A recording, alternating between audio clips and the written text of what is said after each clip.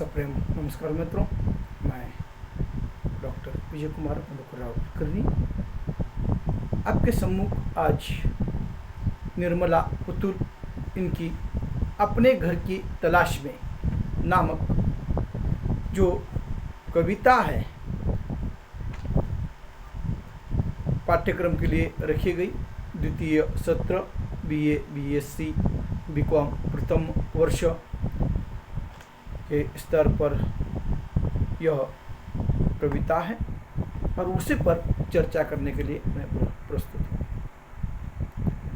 कविता के माध्यम से जो स्त्री अपने अस्तित्व को खोज रही है, पुरुष प्रधान संस्कृति में, पुरुष व्यवस्था में, वहाँ पर स्त्री अपने आप को ढूंढती हुई, अपना अस्तित्व ढूंढती हुई दिखाई देती है।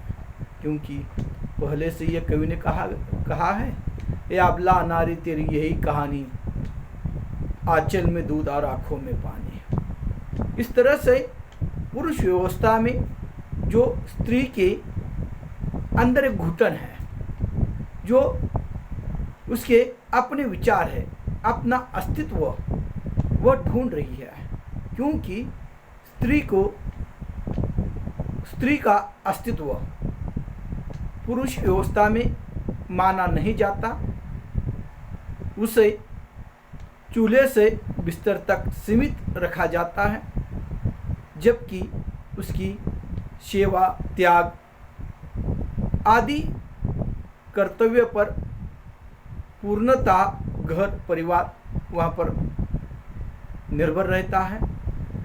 फिर भी उसका अस्तित्व कहीं दिखाई नहीं देता। और इसी विचार को लेकर निर्मला पुतुल, जिनका नगाड़े की तरह बजते शब्द आदि कविताएं स्त्री विमर्श को लेकर लिखी गई है, और उसी को लेकर जो कविता आपके सामने प्रस्तुत कर रहा हूँ, उसमें स्त्री के अस्तित्व को लेकर विचार व्यक्त किए गए हैं। ये पाठ्यक्रम के लिए रखी गई है। तो कविता का नाम जैसे अपने घर की तलाश में। अब अपने घर की तलाश में मतलब अपने अस्तित्व की तलाश में, क्योंकि पुरुषी व्यवस्था ने स्त्री का जो वजूद होता है, अस्तित्व है, उसे मानो नकार ही दिया है। और इसी को लेकर एक स्त्री की भावना कविता के माध्यम से प्रस्तुत हो रही है। वह कवित्री कहती है, निर्मला पुतुल, अंदर समेटे पूरा का पूरा घर, अंदर समेटे पूरा का पूरा घर, मैं बिखरी हूँ पूरे घर में, मैं बिखरी हूँ पूरे घर में, पर यह घर मेरा नहीं है, पर यह घर मेरा नहीं है। अब कवित्री जिस तरह से कहती है, अंदर समेटे पूरा का पूरा घर, मैं बिखरी हूँ पूरे घर में, पर यह घर मेरा नहीं है, उस घर का अस्तित्व ही स्त्री पर टिका होता है। वह घर के हर वस्तु में, हर चीज में वहाँ पर दिखाई देती है। हर परिस्थिति में वह अपने आप को घर के लिए समर्पित करती है। सुबह से शाम तक वह घर परिवार के कार्य करती है, कामकाज करती है। हर वह परिवार की चीज जिन्हें औरों को, परिवार के लोगों को जरूरत है, उसकी खबर स्त्री को होती है। और इस तरह से जब स्त्री अपना त्यागमय जीवन जीती है, सेवामय जीवन जीती है, और जो इस घर के लिए अपना पूर्णतः जीवन अर्पित करती है, लेकिन स्त्री की अवस्था ऐसी है, वह हर बार पुरुषी व्यवस्था के वर्चस्व का, मानसिकता का शिकार बनती गई है। बचपन में पिता का कहना मानकर जीना पड़ता है। थोड़ी सी बड़ी हो जाती है, भाई अपना रोब जमाता है, विवाह हो जाता है, पति अपने विचारों का वर्चस्व उस पर डालता है, बूढ़ी हो जाती है, फिर घर के अन्य लोग, बेटा वगैरह उसे वहाँ पर अपनी हिदायतें देता रहता है। और उस तरह से वह मानो एक कठपुतली है, जबकि यह सेवामय जीवन जीती है, हर घर के सदस्य की सेवा करती है, उस हर घर के हर स्थिति में वह अपने आप को अर्पित करती है। इसलिए कहती है, अंदर समेटे पूरा का पूरा घर, अंदर समेटे पूरा का पूरा घर, मैं बिखरी हूं पूरे घर में, पर यह घर मेरा ही नहीं है, मेरा नहीं है। लेकिन इस घर में उसका अपना ही अस्तित्व नहीं है, क्योंकि घर में यह काम करती है, यह कार्य करती है, सेवा भाव है, सब कुछ सबकी सेवा करती है। लेकिन घर के बाहर द्वार पर जो फलक लगाया जाता है उस पर पति का नाम होता है, और स्त्री को पति के नाम से ही जाना जाता है।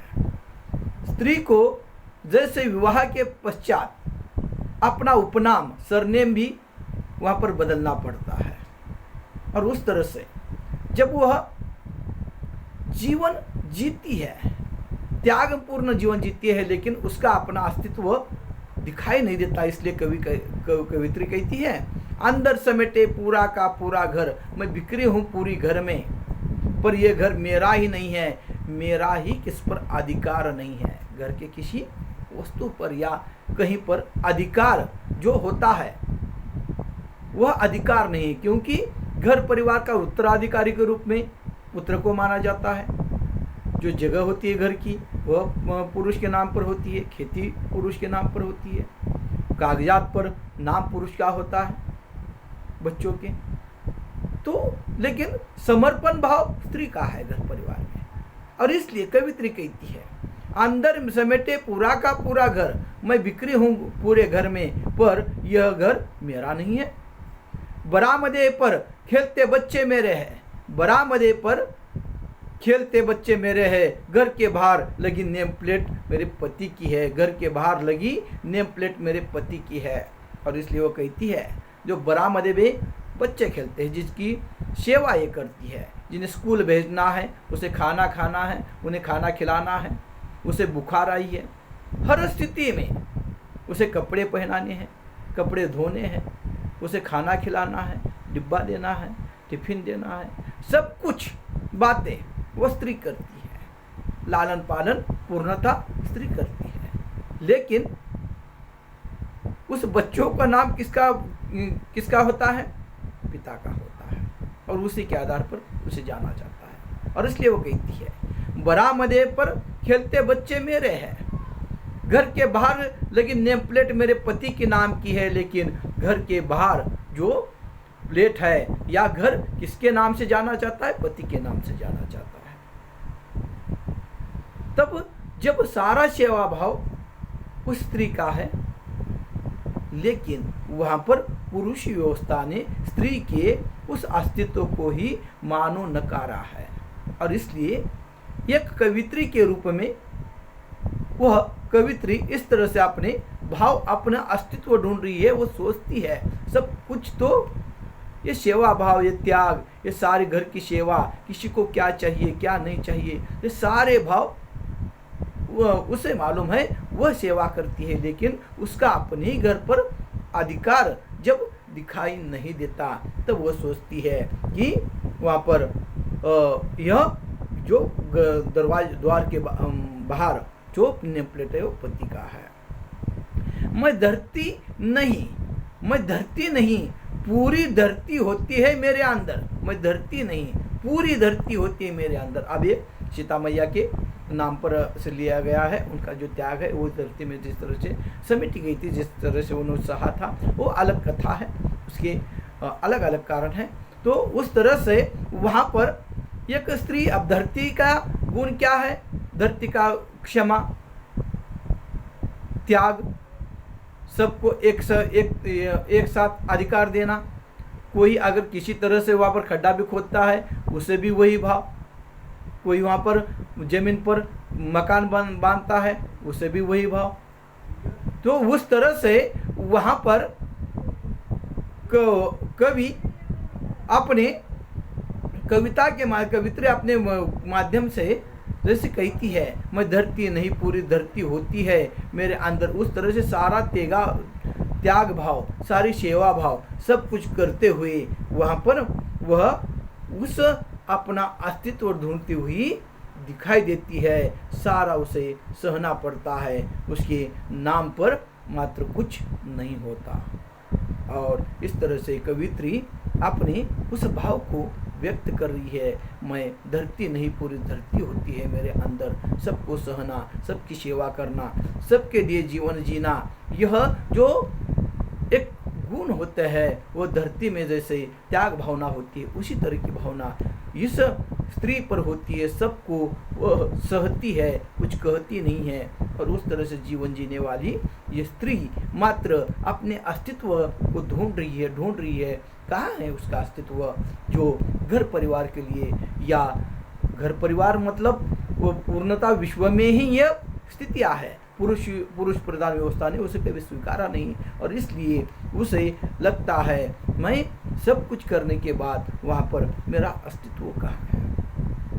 पर यह नहीं होती मेरे लिए, कहीं कोई घर नहीं होता मेरा, बल्कि मैं होती हूँ स्वयं एक घर जहाँ रहते हैं लोग निर्लिप्त, गर्भ से लेकर बिस्तर तक के बीच कई रूपों में। वो कहती है, कवित्री कहती है, पर मेरे लिए कोई घर नहीं है, मैं धरती हूँ। ये बात सही है, पर यह नहीं होती मेरे लिए, लेकिन ये धरती मेरे लिए नहीं है। मेरे यहाँ इस धरती पर कोई मेरा अस्तित्व नहीं, मेरे नाम पर कोई मकान नहीं, मेरे नाम का कोई अस्तित्व नहीं। मैं अगर वहाँ पर किसी भी कारण से समाज में इधर उधर जाती हूँ, बाहर जाती हूँ, तो मुझे वहाँ पर बेटे के नाम से, पति के नाम से, पिता के नाम से ही जाना जाता है। वो फलानी, वह उसकी पत्नी है, वो उसकी माँ है, वो उसकी बहू है। इस तरह से उस स्त्री को वहाँ पर जाना जाता है। वहाँ पर स्त्री का अपना अस्तित्व समाज मानता ही नहीं, और इसलिए कवित्री कहती है ये धरती मेरी है, लेकिन धरती पर उस कोई जिस तरह भौतिक सुख सुविधा होती है, मकान वगैरह, तो उस पर इसका कोई अधिकार नहीं होता। और उसलिए ये कहती है, पर ये नहीं होती मेरे लिए, कहीं कोई घर नहीं होता मेरा, बल्कि मैं होती हूँ स्वयं एक घर जहाँ रहते हैं लोग निर्लिप्त।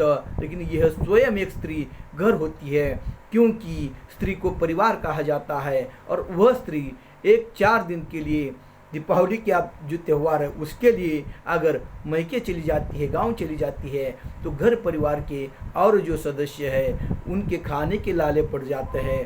वह वहाँ पर ठीक तरह से उनकी व्यवस्था भी नहीं होती, और तब उस स्त्री का अस्तित्व उन्हें पता चलता है। और इसलिए वहाँ पर जो घर उस स्त्री पर निर्भर है, उस स्त्री की सेवा पर निर्भर है, उसके कर्तव्य भावना पर निर्भर है, उसी का अस्तित्व वहाँ पर घर में नहीं होता। लेकिन वह स्त्री स्वयं में एक घर है, इसलिए वह एक घर, एक परिवार है। जिस तरह से वह अगर चली जाती है तो वहाँ पर कोई रहता नहीं है, स्वयं एक घर जहाँ रहते हैं लोग निर्लिप्त भाव से। और जिस तरह से कवि वहाँ पर कहता है जहाँ रहते हैं लोग निर्लिप्त भाव, लेकिन वह सबके बीच रहती है, सबके परिवार के बीच रहती है, लेकिन उसका कोई नहीं है। सबके बीच भी रहकर भी वहाँ पर किसी का नहीं होना, निर्लिप्त भाव, वहाँ पर अलग रहना। और उस तरह से वहाँ परिवार के अंदर है, लेकिन उसका कोई अस्तित्व वहाँ पर मानने के लिए तैयार नहीं है। जहाँ रहते हैं लोग निर्लिप्त,